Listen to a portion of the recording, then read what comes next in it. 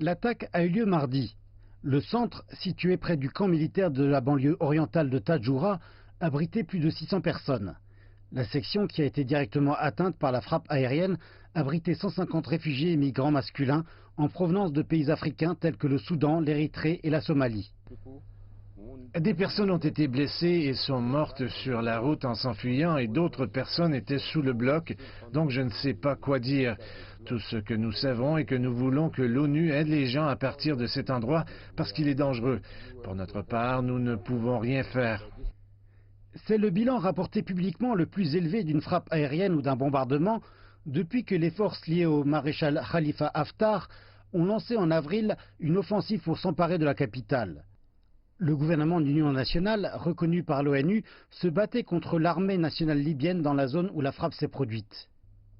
Et ce n'est pas la première fois que les forces de Haftar ont visé le centre. Celui-ci avait déjà été attaqué il y a tout juste 3 mois.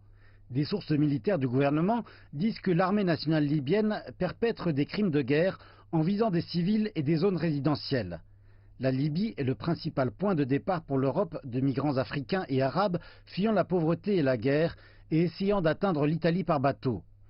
L'Union européenne a renforcé sa coopération avec la garde-côte libyenne afin que celle-ci intercepte les bateaux de migrants.